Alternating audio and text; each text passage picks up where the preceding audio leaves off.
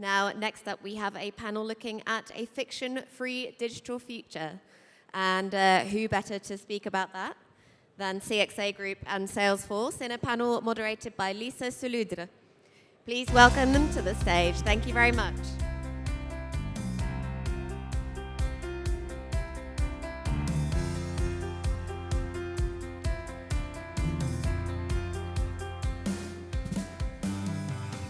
Like me this side? Yeah, join me. Okay.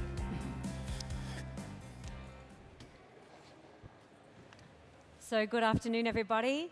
It's a great pleasure to have you with us this afternoon. Imagine an economy without friction, where we're in a new world of digital marketplaces in which labor, information, and money move easily and instantly. Back in his 1999 book, in fact, Bill Gates called this. He called this a frictionless economy. And at the time, it was a prediction, but by 2015, it had become a reality. Today, we're here to learn from our two pioneers who are putting this into practice. And it's my great pleasure to welcome to the stage Rosaline Chow, founder of CXA Group, and Simon Tate, Senior Vice President of Salesforce Asia Pacific.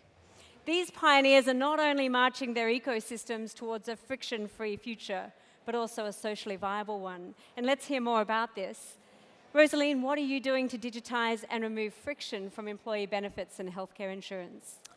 So we are a 6-year-old startup, but what we're doing right now in our 6 years is actually helping companies reduce their healthcare costs and their insurance costs for their employees. We're actually doing this by removing all the middlemen in the process. So for doctors, for example, instead of going through TPAs, third-party administrators who tax them 15 to 30%, we're actually integrating directly into the clinics. And then we're helping the banks for all of their hundreds of thousands of SMEs and those employees. We're actually removing the brokers and the agents and digitizing insurance, what the insurance companies didn't do. So we also remove another 25%. So we're hoping to help these companies, since we have a wallet, to redeploy that money into combating chronic disease and into helping their employees get healthier. And there's a very big focus from insurers on improving patient outcomes, reducing the costs of unnecessary hospitalization. Exactly, and removing fraud in the system. And it sounds like you're doing that. We are. Since we're integrating directly to the clinics, we actually get the drugs and diagnosis. We're helping firms actually digitize the health screening. So once you have the blood tests and all this data, you can actually do early detection of disease. Fantastic. And then we're linked up to all the interventions. So yes, we're trying to detect disease early, plus removing all the players in the value chain. Now, when I talk to insurers, they tell me that they're so busy doing current treatment that they just don't have the time and opportunity to do prevention. Does this mean that you provide them with that advantage? Yes. So we're actually being white labeled by the banks that own insurers to do that.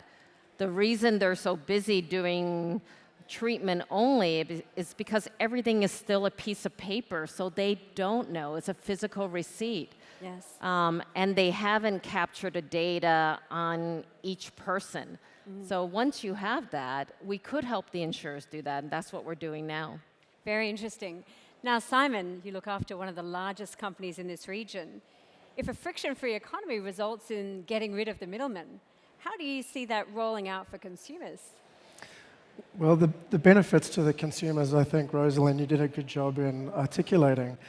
The challenge that every company has at the moment is, as we approach democratization of technology and we add more efficiency into the supply chain, the bigger the onus is on that ecosystem to actually add value.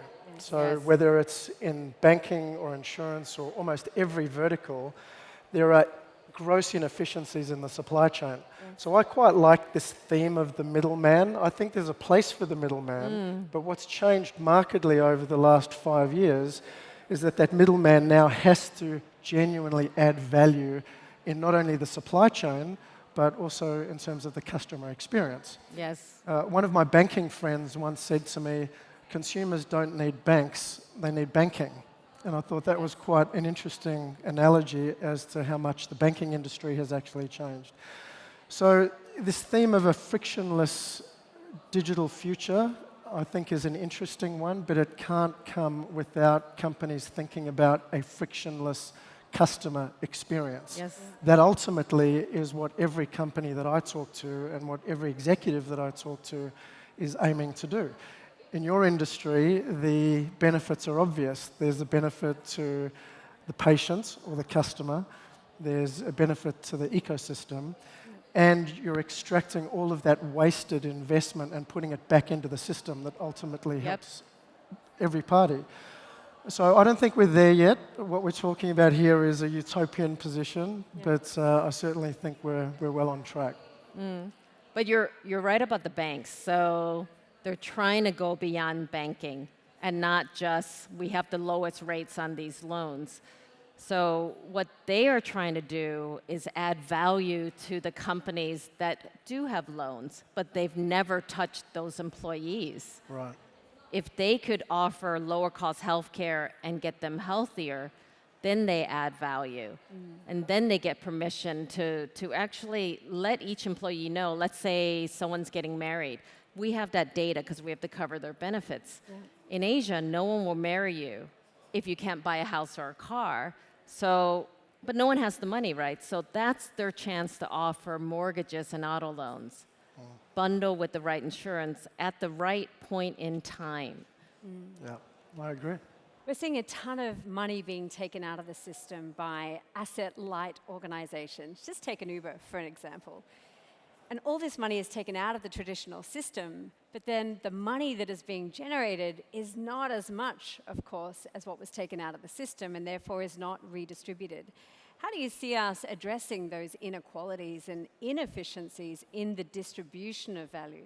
Yeah, it's a huge issue and one that, frankly, we've not worked out yet. I don't think anyone has a magic wand on this issue, but the issue really is how do you protect people who are most at risk of having their jobs democratized as a result of technology, artificial intelligence as an example, robotics, automation. Yeah. So the people that we fear most for are the people that have jobs that lend themselves to automation. But there's two things to this. The first is, unlike 10 or 20 years ago, where there was an expectation of employees that their employer would own their career journey and would own the responsibility of retraining and reskilling, that has now all changed. The responsibility to reskill is now squarely in the courts of the employee. And so the advice that I always give is take ownership. There are lots of tools available to help people reskill in the types of jobs that we will need to sustain the future of business in the fourth industrial revolution, which, if you didn't know we were in, welcome to it. But this is an amazing age of technological advancement, and that brings lots of benefit. The downside, however, is how many people will we leave behind? How many people's jobs will be displaced? And it's not too late, but employees need to understand that unlike our parents' or grandparents' generation, where you could sustain your career having worked for one or two companies, having a subset of skills, I know my children will have 4 or 5 careers. Yep. And what's interesting is when we talk to universities and even tertiary schools, secondary schools, their idea of kids being bilingual is still being able to speak 2 languages. That is not the kind of skill that kids need to sustain the jobs that they'll need when they leave school. Yes. They need a spoken or a written language, and they need to know how to code. Yes. So, the language should be ones and zeros. Now, that's a paradigm shift in the thinking of the curriculum. But if that's some sort of proxy to some of the challenges that we're facing as business leaders, we've got a huge problem. But we also have a huge opportunity if we get this right. Understood. And look, you would see it the most because in the insurance industry, 90% of channels to market today are brokers. Yes. So this is causing yes, a massive yes. disintermediation. If there's a philosophy that everything that is a transaction and that is high volume, homogeneous, always the same, goes to the robotics. And everything that is low volume and always different goes to the human because Yes. largely it's interactions. How do you see that playing out in your business? I bought brokers. That's how I started. So we started by doing exactly what you're saying, automating all the non-value add. Yeah. But a lot of our clients still need advice on redesigning benefits that's tailored for each employee because every employee is different and their needs are different. Yeah. So we're training people to at least give that advice because there's still room for interaction, especially for very large clients. Yes. So it's the SMEs that where you can productize everything immediately. So what we decided was I will buy brokers, but I will add value. And using the brokers is where we found the interactions of redeploying money. So how do we help each individual in a firm redeploy money? How do we help each firm tailor their benefits and their money for themselves? But it shouldn't be just insurance. Yeah. Because insurance only pays off when bad things happen. So how do we build an entire ecosystem, which is prevention and chronic disease, and just in case you need insurance and the treatment, how do you connect it all together? So yes, we have brokers for the high-end clients, but everything else is white labeled by banks and telcos for smaller clients. So we see tiers, and it's always in the tiers that where you need support. Very interesting. And they expect that more than 40% of channels in insurance, for example, are going to be literally made obsolete due to the lack of compliance with regulation. Yes. How do you see that playing Yes. out for your industry? Yes, so since everything is a piece of paper, there's lack of compliance everywhere because that physical claim goes through so many people who knows what disease you have, right? Yes. Until you digitize and structure that data and remove anything that's personally identifiable, everyone knows, right? Yes. It's still a piece of paper inside a doctor's office. Yes. So digitizing this enormous supply chain has taken the life out of most of the brokers. But you're right, we have to move and continue digitizing. The technology is available now. This industry hasn't changed in 100 years, Yes. but it's changing. And one of the big issues, of course, in insurance is mis-selling. And do you think that through automation that you can actually build these processes into the systems to reduce issues in mis-selling? Exactly. Because most insurers will tell you, insurance needs to be sold, not bought. Yes. I don't think so. I actually think insurance can be bought if we stop making it opaque. Yes. Most of the insurers now, they don't tell you when you get paid back for what disease, what procedure, how many rooms, everything. So I actually believe, and we've digitized a lot of this. Yes. You have a need. This is how we answer your need very simply. Yes. Instead of the complexity. So there are compliance issues, there's privacy issues, there's data issue because it's not data. Yes. It's a push sale product. So I believe just like banking could be digitized, insurance could be digitized. Well, many are now well on their way, right? And Simon, being at Salesforce, taking people out of those Excel spreadsheets to a digital transformation journey where you're actually getting the change management around the business model or the business process in order to get performance. You've obviously seen that happen. How long did that take in order to get to critical mass, and how do you see that going moving forward? Not very long, and part of the reason why it didn't take very long is because, sure, industry has changed. Digitization has made it easier for most companies to make that transition. But the biggest thing that's changed is customer or consumer sentiment. Yes. The demands that your customers have on you as an insurance company, as a bank, as a utility, as a telecommunications company is so different now than what it was 10 years ago. Yes. In Salesforce, we call this the millennial expectation. So regardless of your age, you have a millennial expectation of always on, always now, always me. Yes. And it's fueled by the fact that we are all socially connected and we're all on our smartphones, and we expect every company to be a software company. Our experience has to be 100% appified. Yeah. So we've had some artificial help by just way of consumer-orientated trends, but this trend is not slowing down. That expectation is now table stakes, and so that's why you've seen this huge acceleration of digital transformation projects in almost every single industry. So it hasn't taken us long to get to this point, but you're right, change management is a big deal. And part of that is how do you take employees on this journey? Because the inertia typically comes from employees that now need to do something they've done one way for 10 years, a completely different way. And you have to over-index, especially as an executive team. It has to be a top-down ownership issue.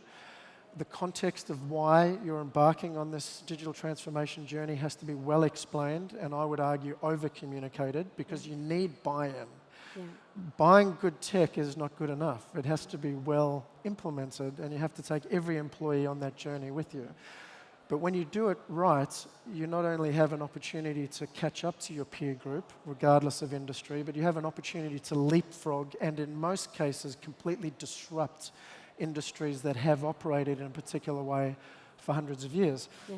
And there are hundreds of examples. I mean, everyone talks about the Uberization or the Grabization of the ride-hailing industry.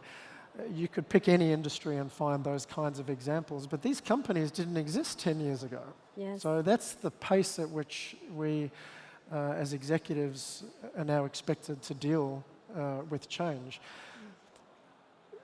The good news is the digital economy is here. We're all in it. Yes. And the technology that's available to us to aid in that change is well accepted, and it's absolutely mainstream. Yeah. And so if any business owners are out there thinking about what to do next, do something. Don't wait till tomorrow. This is 5 years ago, this whole concept of digitization and digital transformation and getting close to your customer, I think, was considered discretionary spend. Yes. Now it's the single most important strategic initiative. It's one of the top 3 priorities of every executive. So you have to do it. Yep. Now, one last point. Sergey Netazin, a very famous INSEAD professor here, said that if you want to disrupt any industry, what you have to do is you have to get a change in the alignment of incentives and the change in the level of information risk. Your business model sounds like you've achieved that. Slowly, brick by brick, over 6 years. So what happens moving forward? Where do you see this going, and what do you see are the opportunities for your company? So we started with banking only because I was a banker and I ran 401ks in the US, so I knew we could sell B2B2C benefits. But now the telcos and the healthcare companies are coming to us. Yeah. So, of course, with the telcos, they can't make that much money off texts or landlines anymore. Who's buying that? Yes. So we're helping them move to things you can do with a phone. Who buys prepaid phone cards? Yeah. Usually tourists or domestic workers, the unbanked. What do the unbanked do? They send money home. But what happens when you send money home? Your family spends it on the wrong thing, right? They're not spending on the kids, the house, or the medical emergency. So what if can you spare $1 to insure your family in the home country? And can I link all those medical providers? And then can the domestic worker control the bill? So, could we help do that? Or save up for education for your kids, because you left your kids to work here, but, who's saving and who's watching them? So we do believe that there are many industries even telcos, banks that can go into healthcare Yeah. because they touch it in their industry. So those are some of the things we're doing next. Very exciting. So democratization for good. Yes, yes. And what do you see as the big future, Simon? Well, I think regardless of industry, there's one thing that's absolutely certain, and that is that technology innovation will not slow down. Yes. The opportunity for every business is not just the opportunity, I would argue the single most important mandate is for companies to get closer to their customers. Yeah. That's important in terms of fueling an ecosystem or the middlemen where the conversation started to make sure that they're genuinely adding value. But there's one more thing that I'd add to this conversation, and that is that companies of all sizes in all industries need to be doing well, but also need to be doing good. This is something that is very different because employees now want to know that the company they join or the company they've chosen to stay with has a bigger purpose than just the top line or the bottom line. This notion of values creates value, I think is really important as well. And so as executives running companies, we not only have to stay true to our shareholders, but we need to stay true to all of our stakeholders and our employee base, our customers, our partners, and the communities that we serve are all part of that stakeholder group. So I'm confident, I'm positive about the future. I'm a glass half full person anyway, so let's see what the next few years brings. Fantastic. So just to wrap this up, a friction-free future is here. We're all part of this digital transformation and this new world of digital marketplaces in which labor, information, and money is going to be moving easily, cheaper, and almost instantly, but we also have a very strong opportunity to be a force for good. Fundamentally, as a pioneer, you've obviously got the future in the palm of your hands. Please join us on this journey, and we look forward to speaking with you again soon. Thank you. Thank you very much.